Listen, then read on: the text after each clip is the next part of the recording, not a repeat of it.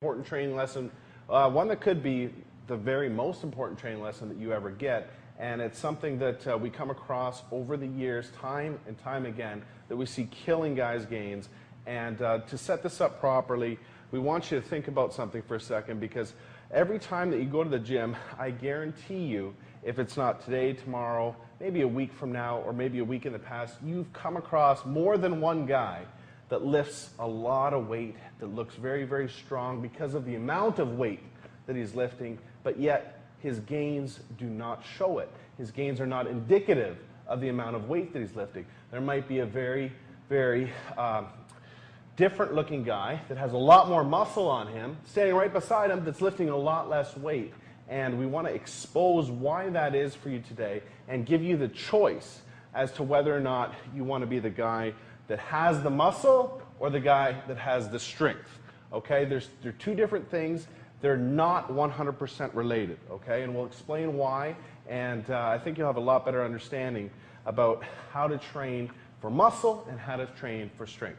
I'm going to pass it on to Aaron here to explain a few concepts to you. So basically, when you're in the gym and your goal is to actually pack on a lot of size, you want to stimulate the muscle. So that means you want to be explosive, keep tension on the muscle the entire time, control the negative, all the important key things that are going to break down the muscle fibers and trigger muscular growth. So the problem is all these guys just lifting heavy weight, they're using momentum to actually move this weight.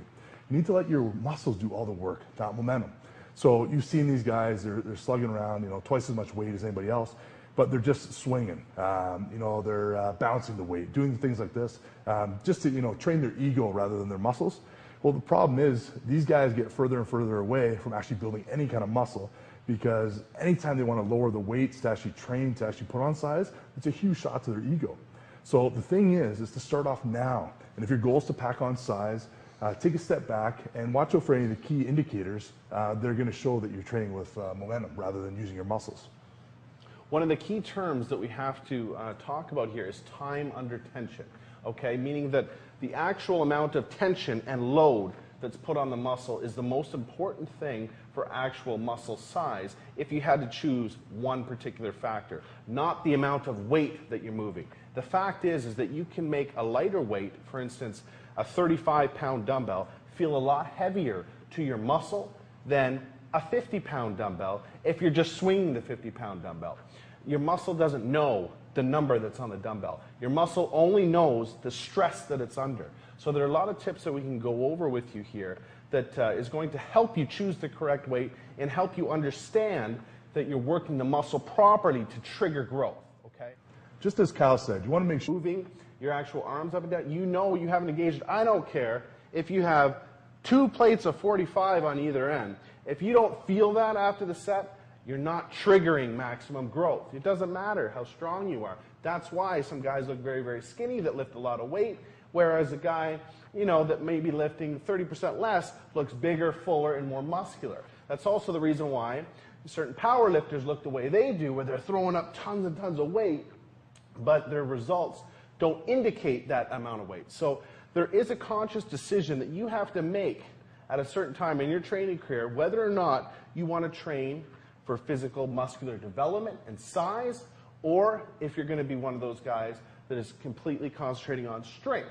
There is a combination in there, and yes, muscle size does help with strength, but they're not 100% related. So you do have to be conscious of that, and you do kind of have to make that decision for yourself if your overall look and your overall size is more important than the number on the barbell. If it is, then these are tips that are really, really going to help you get to that goal that you're after. So as an example, Kyle's going to be doing barbell curls here. Now, his goal here is to put on size. So he's going to be choosing a weight that's going to put the maximal load and force those muscles to grow with appropriate stimulation on the muscle. Now, Kyle could easily do 245s on each side, but that's not going to stimulate growth. He's choosing a weight that's going to put the maximal load, and you can see him here applying all the 3 tips that we just gave you. Awesome. I hope you apply these 3 tips, and I hope these 3 tips are very, very useful for you, because you have to use them if, in fact, you want to reach your maximal physical development goals. If you so choose that strength is the most important thing, that's cool too. But at least now you have the choice and you know exactly how to go after what you want. Cool? Hope that helped.